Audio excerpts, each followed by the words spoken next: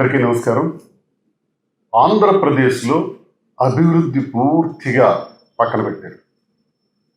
ఇప్పటికీ ఉమ్మడి రాష్ట్రాలుగా ఉన్నటువంటి ఈ ఆంధ్రప్రదేశ్ విడిపోయిన తర్వాత 12 ఏళ్ళు అయింది. అంటే ఒక పుష్కర కాలం అయింది. ఈ పుష్కర కాలంలో 2014 నుంచి 19 వరకు చంద్రబాబు నాయుడు గారు ముఖ్యమంత్రి. మళ్ళీ ఇప్పుడు 24 నుంచి 26 సంవత్సరం, అంటే ఈ 2 సంవత్సరాలు, మొత్తంగా 7 సంవత్సరాలు వారే ముఖ్యమంత్రి. జగన్మోహన్ రెడ్డి గారి మధ్యలో 5 సంవత్సరాలు చేశారు.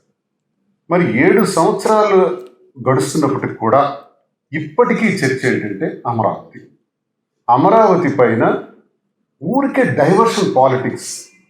అమరావతి నిర్మాణం గురించి మీరు చేసిన కృషి ఏంటి? అసలు రాష్ట్రంలో పరిపాలనా కేంద్రం ఫలానాది రాజధానిగా ఉండాలి అని ఎక్కడ చట్టంలో లేదు. ముఖ్యమంత్రి గారు ఎక్కడ కూర్చుని పరిపాలిస్తే ఆ ప్రాంతాన్ని రాజధాని కింద డిక్లేర్ చేయొచ్చు. దేశంలో చాలా ప్రాంతాల్లో ఈరోజు రాజధాని ఉన్నంత మాత్రానే ఆ ప్రాంతం అభివృద్ధి చెందుతుందని, రాజధాని కేంద్రంగా లేకపోతే ఆ ప్రాంతం అభివృద్ధి చెందదని చాలా దుర్మార్గమైనటువంటి ఆలోచన. చట్టం చేయాలని, అసలు చట్టానికి రాజధానికి సంబంధం ఏంటి? ఆంధ్రప్రదేశ్లో శాసనసభలో కనీసం అప్పర్ హౌస్కి ఇంటిమేషన్ ఇవ్వకుండా, అప్పర్ హౌస్కి పంపించకుండా రాజధాని కోసం ఓ చట్టం. దాని తర్వాత కేంద్ర ప్రభుత్వంలో క్యాబినెట్లో మరి పార్లమెంట్ సమావేశాల్లో కూడా మరి అమరావతి కోసం, రాజధాని కోసం చట్టం. అసలు ఈ చట్టం అవసరం ఉందా? ఇది ఎందుకు ఇలా డైవర్ట్ చేస్తున్నారు? నిజంగా మీకు రాజధాని మీద చిత్తశుద్ధి ఉంటే 2014 నుంచి 19 వరకు 50,000 ఎకరాలు ఇంచుమించుగా సేకరించారు. ఆ తర్వాత 5 సంవత్సరాలు అధికారం కోల్పోయిన తర్వాత మళ్ళీ ఇప్పుడు అధికారంలోకి వచ్చి మరో 50,000 ఎకరాల్ని అదనంగా సేకరించారు. ఎందుకు అంటే ఆ 50,000 ఎకరాలు ఏముంటుంది? జస్ట్ ఒక మున్సిపాలిటీ పరిధి అన్నారు. అంటే 50,000 ఎకరాలకు సంబంధించినటువంటి రైతులకు 5 ఏళ్ల తర్వాత మీరు ఆడినటువంటి మాట ఇది. ఇప్పుడు మరో 50,000 ఎకరాలు, మొత్తంగా 1,00,000 ఎకరాలు. ఈ 1,00,000 ఎకరాలను కూడా అభివృద్ధి చేయాలంటే, ల్యాండ్ డెవలప్మెంట్ చేయాలంటే 1 ఎకరాకి 2 కోట్లు అవుతుంది అంటున్నారు. అంటే సుమారు 1,00,000 ఎకరాల కోసం 2 లక్షల కోట్లు ఇప్పుడు పెట్టుబడి కావాలి అంటున్నారు. పైగా కన్స్ట్రక్షన్ కోసం మరి ఎక్కడ లేని విధంగా, మీరు ఎక్కడైనా మన ప్రజలు ఒకసారి మీ ఊర్లో ఉండే, గ్రామంలో ఉండే ఒక మేస్త్రిని అడగండి, పిలిచి అడిగితే చెప్తాడు 1 స్క్వేర్ ఫీట్కి ఎంత ఖర్చు అవుతుంది నిర్మాణానికి అంటే 1,200 నుంచి 1,500 రూపాయలు అవుతుంది. పోనీ 2,000, 3,000, 4,000. 4,000 అంటే బ్రహ్మాండంగా వస్తుంది, రిచ్ కంటెంట్తో వస్తుంది. మరి వీళ్ళు 14,000 రూపాయలు పెట్టారు 1 స్క్వేర్ ఫీట్కి. అంతేకాదు రోడ్ల నిర్మాణం కోసం 1 కిలోమీటర్కి 53 కోట్లు. కేంద్ర ప్రభుత్వం వేస్తున్నటువంటి నేషనల్ హైవే రహదారుల కోసం 20 కోట్ల రూపాయలకి 1 కిలోమీటర్ ఇస్తున్నారు. మరి 53 కోట్లు ఎందుకు? మరి ఈ రకంగా మీరు పెంచుకుంటా పోతే 2 లక్షల కోట్లు కాదు. ఈరోజు ఒక పుష్కర కాలమైనా సరే కనీసం పునాదికి కూడా నోచుకున్నటువంటి అమరావతి మరో 2 పుష్కర కాలాలైనా, అంటే మరో 24 సంవత్సరాలైనా ఈ అమరావతి పూర్తి కాదు. ఈ 2 లక్షల కోట్లు చాలదు. ఈ పెట్టుబడి ఇంచుమించు 10 లక్షల కోట్లకు పోవచ్చు. ఎందుకు ఈ వృధా? ఢిల్లీలో రాజధాని కొరకు మరి బ్రహ్మాండంగా ఢిల్లీ రాజధానిలో ఆ పార్లమెంటు నిర్మాణం కొరకు 970 కోట్లు అయింది. మనకి ప్రపంచ స్థాయిలో పేరు ప్రఖ్యాతులు కలిగినటువంటి పెద్ద రాజకీయ చరిత్ర కలిగినటువంటి ఢిల్లీ ప్రాంతంలో 970 కోట్లు. మరి హైదరాబాద్ నగరంలో కేసీఆర్ గారి హయాంలో 618 కోట్లు అయింది రాజధాని, ఆ క్యాపిటల్ ఎంటైర్ నిర్మాణం కోసం. మరి మీకెందుకండి 1,00,000 ఎకరాలు? మరి మనకెందుకండి 2 లక్షల కోట్లు? అసలు ఏంటి అర్థం ఉందా? ఈ రాజధాని పేరుతో ఎంతకాలం వృధా చేస్తారు? అసలు ఇంత డబ్బులు మన దగ్గరికి ఉన్నాయా? మీరు 2024లో అధికారంలోకి వచ్చిన తర్వాత కూటమి ప్రభుత్వం చంద్రబాబు నాయుడు ఈ 2 ఏళ్లలోనే 3,55,000 కోట్లు అప్పు చేశారు. ఇంత అప్పు చేసిన తర్వాత ఉద్యోగులకు నెల 1వ తారీఖు వచ్చిన వెంటనే శాలరీ ఇవ్వటానికి డబ్బులు కూడా లేవు. అగమ్య గోచరంగా ఉంది. చాలా ఇబ్బందుల్లో ఉన్నాయి రాష్ట్ర ఆర్థిక పరిస్థితులు. మీరు చెప్పిన వాగ్దానాలు ఏవి అమలు జరగలేదు.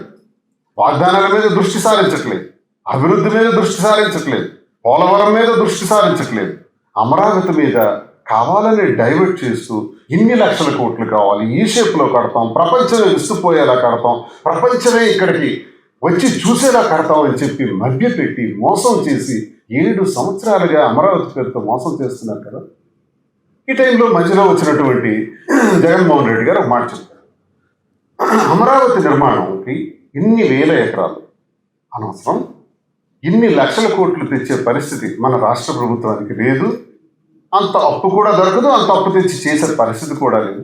కాబట్టి నేనేమనుకుంటున్నాను అంటే ప్రాంతాల వారీగా అభివృద్ధి చేయాలని అనుకుంటున్నాను. అటు రాయలసీమ కానీ, ఇటు గుంటూరు, విజయవాడ ఈ ప్రాంతాలు కానీ, మరి శ్రీకాకుళం, విజయనగరం, విశాఖపట్నం, ఉత్తరాంధ్ర ప్రాంతాలు. కనుక రాజధానిని అంటే పరిపాలనా రాజధానిని విజయవాడలోనే కొనసాగిద్దాం, విజయవాడలోనే కొనసాగిద్దాం అంటే అమరావతిలోనే కొనసాగిద్దాం. దానికి ఏమి జగన్మోహన్ రెడ్డి గారు కాదని చెప్పలా. రాయలసీమలో కర్నూలులో న్యాయ రాజధాని ఏర్పాటు చేద్దాం, విశాఖపట్నంలో పరిపాలనా రాజధాని ఏర్పాటు చేద్దాం, 3 ప్రాంతాలను కూడా అభివృద్ధి చేద్దాం. బ్యాష్ అద్భుతమైనటువంటి ఐడియా.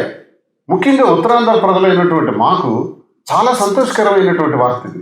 అలాగే రాయలసీమలో కూడా మరి న్యాయ రాజధాని పెట్టడం వాళ్ళకి చాలా సంతోషకరమైనటువంటి వార్త. ఆ ప్రాంతాన్ని కూడా అభివృద్ధి చేసింది. ఎందుకంటే గడిచిన కాలంలో చూసుకుంటే మద్రాస్ ప్రెసిడెన్సీగా ఉండేటప్పుడు మద్రాసు నుంచి బెరహంపూర్, ఛత్రపురం వరకు ఇది ఒక రాష్ట్రం. మా ఉత్తరాంధ్ర ప్రజలందరూ కూడా మూటా ముళ్ళు పట్టుకొని మద్రాసు వెళ్ళాం. తర్వాత భాషా ప్రయుక్త రాష్ట్రాల కింద ఏర్పడేటప్పుడు కర్నూలు వెళ్ళాం, కర్నూలు వచ్చింది.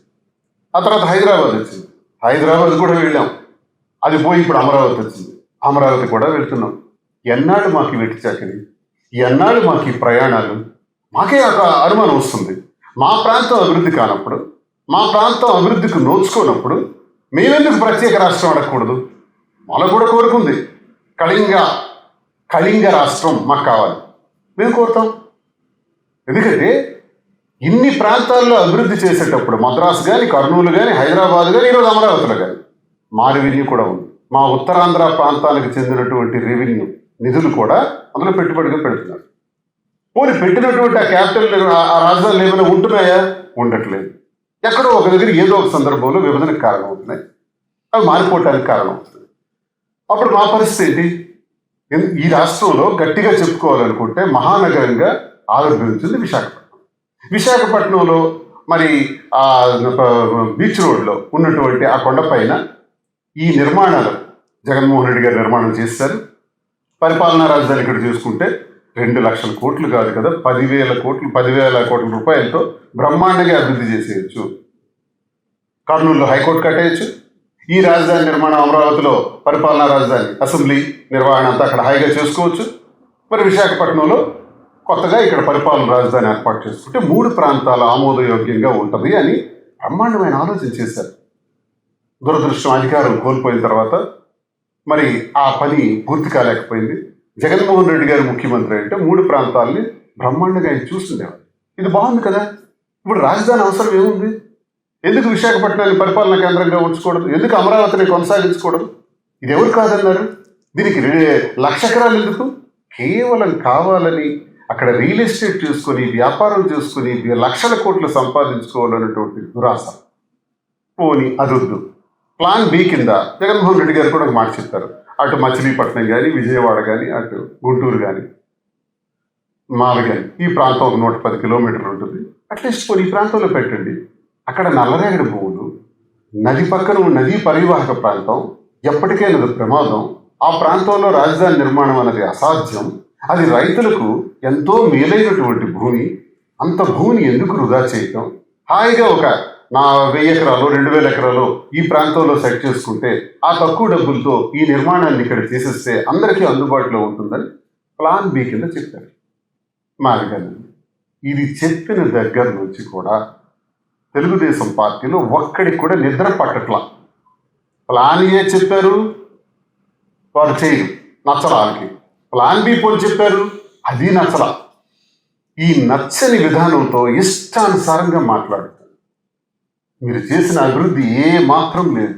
ప్రజలందరూ కూడా మీకు అసహ్యించుకుంటున్నారు. ఇటువంటి పరిస్థితుల్లో ఈరోజు అచ్చెన్నాయుడు కూడా ఒక స్టేట్మెంట్ ఇచ్చాడు. ఆ స్టేట్మెంట్ ఇచ్చి అచ్చెన్నాయుడు ఏం మాట్లాడతాడు? మావిగన్ అన్నటువంటి దానికి మద్దతుగా మీరు మాట్లాడతారా? మావిగన్ అన్నది ఒక పెద్ద విస్ఫోటనంలో ఈరోజు రాష్ట్రం మొత్తం చర్చ అవుతుంది. ఆ చర్చను చూసి జీర్ణించుకోలేక, భరించలేక, అమరావతిలో జరుగుతున్నటువంటి అకృత్యాలు, మోసాలని పూసగుచ్చినట్టు జగన్మోహన్ రెడ్డి గారు ప్రజలకు చెప్పటం వల్ల అది జీర్ణించుకోలేక పాయింట్ డైవర్ట్ చేసి మాట్లాడతారు. జగన్మోహన్ రెడ్డి గారు రాజశేఖర రెడ్డి గారి మరణానికి కారణం అంట. ఏం మాట్లాడుతున్నారు? ఆ మహానుభావుడు రాజశేఖర రెడ్డి గారి మరణానికి కారణం జగన్మోహన్ రెడ్డి గారు. ఆ కుటుంబంతో నేటికి 25 సంవత్సరాలుగా తిరుగుతున్నటువంటి అనుభవంతో నేను తెలియజేస్తాను. జగన్మోహన్ రెడ్డి గారు సంతకాల సేకరణ చేశారా?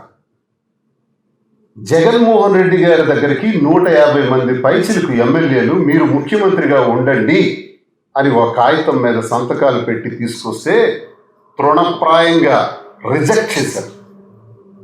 ఆయన కాగితాన్ని తీసుకోలా, ఆయన ఆ రకంగా ముఖ్యమంత్రి కావాలని అనుకోలా. మిస్టర్ అచ్చెన్నాయుడు, నువ్వు ప్రతిసారి సైకో సైకో సైకో అంటున్నావు కదా, నీకు ఆంబోతు అని నేను అంటాను. దున్నపోతు, ఆంబోతు, బ్రెయిన్ లేదు నీకు.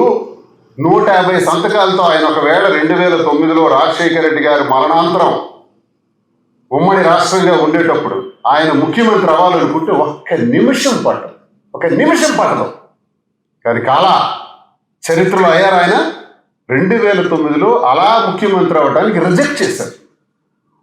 రిజెక్ట్ చేసి సోనియా గాంధీ గారి దగ్గరికి వెళ్ళి కలిశారు గౌరవంగా. ప్రజలందరూ నాన్న గురించి మరణించిన వాళ్ళు చాలా మంది ఉన్నారు, వాళ్ళ కుటుంబాలకు వెళ్ళి కలవాలి అన్నారు. అందుకు మేడం గాంధీ ఒప్పుకోలేదు. సరే నేను కలవాలనుకుంటున్నానని వచ్చారు. దానికి ఆవిడ అంగీకరించకపోవడం, తెలుగుదేశం పార్టీ, కాంగ్రెస్ ఒకటై జగన్మోహన్ రెడ్డి గారి మీద తప్పుడు కేసులు పెట్టి నానా హింసలు పెడితే ఆయన పాదయాత్ర చేసుకొని 2014లో పెద్ద విప్లవమే సృష్టించి ప్రజల్లోకి వచ్చి పోటీ చేశారు, ఓడిపోయారు. కానీ 150 మంది సంతకాలతో ఆయన ముఖ్యమంత్రి కాలా. 2009లో 5 సంవత్సరాలు పోరాడి 14లో పోటీ చేసి ఓడిపోయినా మళ్ళీ పోరాడారు. అప్పుడు 2019లో ఆయన ముఖ్యమంత్రి అయ్యారు. 10 సంవత్సరాల పోరాటం అనంతరం మరి 150 సంతకాలతో ఆయన ముఖ్యమంత్రి అవ్వాలనుకుంటే 1 నిమిషం పట్టదు కదా. ఇది నిజమా? ఇది జరిగిందా చరిత్రలో? రామారావు గారికి వెన్నుపోటు పొడిచి ముఖ్యమంత్రిగా చంద్రబాబు నాయుడు అయ్యాడు అన్నదానికి చారిత్రాత్మక ఆధారం ఉంది. మరి జగన్మోహన్ రెడ్డి గారు 150 సంతకాలతో ముఖ్యమంత్రిగా అయ్యారు అనడానికి ఆధారం ఉందా? ఆయన అయ్యారా? ఏం దుర్మార్గమైన మాట్లాడతావు? హత్య రాజకీయాల గురించి అచ్చెన్నాయుడు మాట్లాడుతున్నాడా? హత్య రాజకీయాలు మీ ఇంట్లోనే కదా ఉన్నాయి. మీ పంచాయతీలో సర్పంచ్గా నామినేషన్ వేస్తే కూడా మీరు ఒప్పుకోరు కదా. 3 చంపేసినారు కదా. తర్వాత 3 ఊరు నుంచి వెంట పెట్టినారు కదా. ఆ తర్వాత నేనే దగ్గరుండి నామినేషన్ వేయిస్తే నిమ్మాడలో కింజరా పప్పనని ఇప్పుడు అతన్ని కూడా ఊరు నుంచి వెంట పెట్టినారు కదా.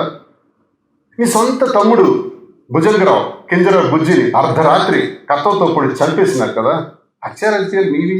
ఎవడికో చెప్పు నువ్వు రాష్ట్రంలో, ఎవడికో మీడియా ముందు కూర్చొని పెద్ద కబుర్లు చెప్తే ఆంబోతులాగా. తెలియనోడు ఎవరో తెలియపోవచ్చు, నేను తెలిసిన వాడిని, కళ్ళారా ఇవన్నీ చూసిన వాడిని. 25 సంవత్సరాలు ఎర్రన్నాయుడు, అచ్చెన్నాయుడు మీతోనే యుద్ధం చేస్తున్నటువంటి వాడిని. ఓడినా గెలిచినా మీతోనే యుద్ధం చేస్తున్నాను. మీతో యుద్ధం చేస్తున్నటువంటి అనుభవంతో నేను చెప్తున్నాను. ఈ రాష్ట్ర ప్రజలు మీ ఇంట్లో హత్య రాజకీయాలు ఉన్నాయి. జగన్మోహన్ రెడ్డి గారి కాలి ధూళికి కూడా పనికిరానటువంటి అచ్చెన్నాయుడు ఆస్తులు సంపాదించారు 1,00,000 ఎకరాలు. అంటే మీకున్న ఆస్తులు, మీ ఆస్తి 2 ఎకరాలే కదా. 2 ఎకరాలకు పెద్ద కుటుంబం కదా. ఈ పెద్ద కుటుంబం ఈరోజు 1,000 కోట్లు ఎక్కడి నుంచి సంపాదించింది? ఏంటి ఆ టెక్నిక్ చెప్పు. మీరు కష్టపడి సంపాదించారా? ఎక్కడి నుంచి వచ్చాయి మీకు ఆస్తులు? ఆ చరిత్ర అంతా నా దగ్గర ఉంది. నువ్వు అధిక ప్రసంగం చేసి జగన్మోహన్ రెడ్డి గారికి హత్య రాజకీయాలకి లింక్ చేసి, జగన్మోహన్ రెడ్డి గారికి ఆస్తులతో నువ్వు లింక్ చేస్తే నీ ఆస్తుల చిట్టాల వివరాలు కూడా నేను వివరంగా చెప్పేస్తాను ప్రజలకు. హత్య రాజకీయాలు నేను జస్ట్ హింట్ ఇస్తున్నా. మీ హత్య రాజకీయాలు ఏంటని ఒకవేళ నువ్వు ఇంకెక్కువ మాట్లాడాలనుకుంటే మీ హత్య రాజకీయాలు కూడా ఎవిడెంట్గా చెప్పాల్సి వస్తుంది. ఇదివరకు నేను చాలా మీడియాలో చాలా సందర్భాల్లో చెప్పాను, ఇప్పుడు కూడా చెప్పాల్సి వస్తుంది. నేను జగన్మోహన్ రెడ్డి గారి అభిమానిగా, వైఎస్ఆర్ గారి శిష్యుడిగా నేను తెలియజేస్తున్నాను. ఆ కుటుంబం కాలిగుట్టుకు కూడా నువ్వు పనికిరావు. ఇష్టానుసారంగా మాట్లాడి మావిగన్ అనేటటువంటి ఈ సబ్జెక్ట్ బ్రహ్మాండంగా ఈరోజు ప్రజల్లోకి వెళ్ళింది కాబట్టి, దాన్ని ఇష్టపడుతున్నారు కాబట్టి, స్వాగతిస్తున్నారు కాబట్టి జీర్ణించుకోలేక నువ్వు ఇవి మాట్లాడుతున్నావు. మాకు తెలుసు 2 రోజుల క్రితం మీకు చంద్రబాబు నాయుడు క్లాస్ పీకటం, నువ్వు చేస్తున్నటువంటి అవినీతి పైన, నువ్వు కనీసం స్టేట్మెంట్ కూడా ఇచ్చుకోలేక నువ్వు ప్రవర్తిస్తున్న తీరు పైన నీకు గట్టిగా వార్నింగ్ ఇచ్చారు. కాబట్టి రోజు మాట్లాడతా, రోజు మీడియా ముందు మాట్లాడతా. దానికి సమాధానం ఇది. మీ పార్టీలో ఏది జరిగితే తెలుసుకో. కానీ ఇష్టానుసారంగా జగన్మోహన్ రెడ్డి గారి గురించి కానీ రాజశేఖర రెడ్డి గారి గురించి మాట్లాడితే జాగ్రత్త, ఈ తాట తీస్తామని మీకు తెలుస్తుంది. ఇది విధానం, ఈ విధానాన్ని తీవ్రంగా మేము వ్యతిరేకిస్తామని మీకు నేను తెలియజేస్తున్నాను. నీకు దమ్ముంటే మరి అడుగుతున్నావు కదా, విశాఖపట్నంలో ఎందుకు ప్రారంభించలేకపోయారని. ఎస్, మేము భవనాలన్నీ కట్టేసినాం, అన్నీ అయిపోయినాయి, రా వచ్చి ప్రారంభించండి, మాకు కావాలి. ఉత్తరాంధ్ర ప్రాంతానికి పరిపాలనా రాజధాని కావాలి. నువ్వు ఉత్తరాంధ్ర వాడివే కదా, నీకు దమ్ముంటే అమరావతి నిర్మాణాన్ని ఆపి, అస్సుళ్ళు కబుర్లు ఆపి, ఆ 1,00,000 ఎకరాలు 2,00,000 కోట్లు ఇదంతా జరిగే పని కాదు. పెద్ద కలగా మిగిలిపోద్ది రాష్ట్రంలో. ఇప్పటికే మన పిల్లలకి ఎవరికైనా మీ రాజధాని ఎక్కడ, మీ రాజధాని పేరు ఏంటంటే తెలియదు. 12 సంవత్సరాలు అయిపోయింది. మరో 2 పుష్కర కాలాలైనా సరే మనం చెప్పుకోలేని స్థితి వస్తుంది. అమరావతి నిర్మాణం జరగదు. చంద్రబాబు నాయుడు గారు మీరు తీసుకున్నటువంటి నిర్ణయం తలగొరువుతో తలగొక్కున్నట్టే. ఇది జరగదు. బెస్ట్ జగన్మోహన్ రెడ్డి గారు చెప్పినటువంటి ప్లాన్ ఏ అమలు చేయండి.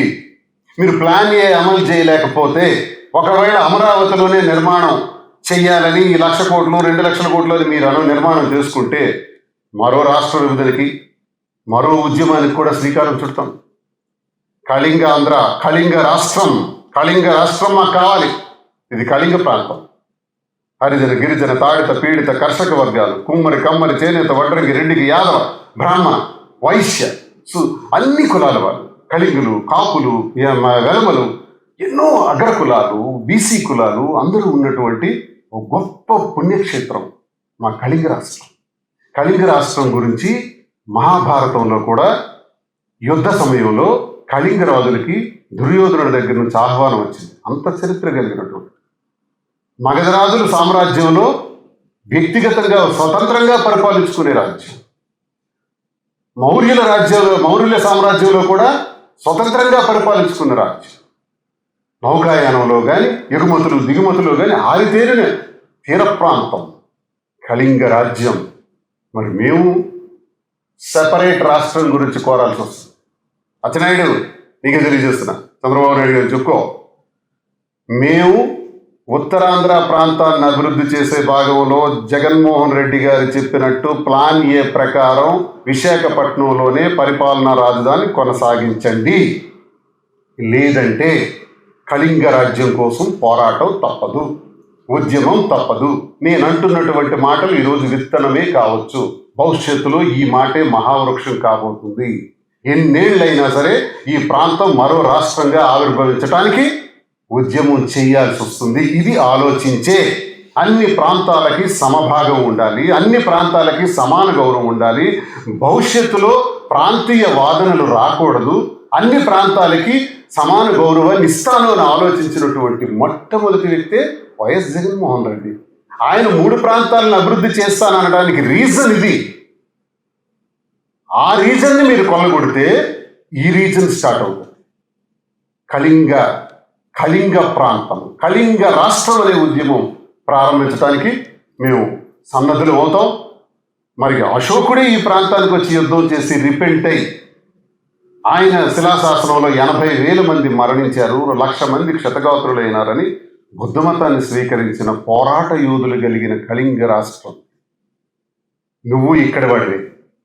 యుద్ధం మళ్ళీ ప్రారంభమై మరో రాష్ట్ర విభజనకి కళింగ రాష్ట్రం అనే విభజించబడటానికి కారణం కాకుండా అందరూ సమైక్యంగా ఉండాలంటే ఇప్పటికైనా మద్రాసు నుంచి విడిపోయి, కర్నూలు నుంచి దూరమై, హైదరాబాద్ నుంచి విడిపోయి, ఏ రాజధాని లేక, ఎటువంటి ఆఫీసులు కూడా లేక 12 ఏళ్లుగా పుష్కర కాలంగా కష్టపడుతున్నటువంటి మనకు 3 రాజధానులే పెట్టారు. ప్లాన్ ఏ జగన్మోహన్ రెడ్డి గారు చేసిందే పెట్టారు. ప్లాన్ ఏకి మీరు కొనసాగించకపోతే కళింగ రాష్ట్రం కోసం ఉద్యమం ప్రారంభించక తప్పదు అని మరి నేను ప్రభుత్వానికి మరి సూత్రప్రాయంగా ఒక వినతి ద్వారా నేను తెలియజేస్తున్నాను. మరి ఇటువంటి ప్రమాదాన్ని, ప్రాంతీయవాదాల్ని తెచ్చిపెట్టకండి. ప్రాంతాల వారిగా అభివృద్ధి చేయండి. అమరావతి అన్నది ఈ జన్మకు కూడా అది సాధ్యం కాదు. ఇది అభివృద్ధికి నోచుకోదు. నల్లరేగడి భూములు రైతుల తాలూకా గుండెలు చీల్చినట్టే, రైతుల వెన్నుముక విరగ్గొట్టినట్టే. నదీ పరివాహక ప్రాంతంలో ఇది సాధ్యం కాదు. ఇది కాబట్టి దయచేసి 3 రాష్ట్రాలు 3 ప్రాంతాలు అభివృద్ధి చేయటం ఈ రాష్ట్రంలో, లేదా మావిగాన్ని అభివృద్ధి చేయటం, ఈ 2 కారణంగా తీసుకోవాలని నేను కోరుతున్నాను. జగన్మోహన్ రెడ్డి గారి మీద ఇష్టానుసారంగా మళ్ళీ మాట్లాడితే అచ్చెన్నాయుడు, ఇంక నీ చరిత్ర గురించి మేము ఓపెన్ చేయాల్సి వస్తుంది. ఖబర్దార్ అచ్చెన్నాయుడు అని హెచ్చరిక తెలియజేస్తూ నమస్కారం.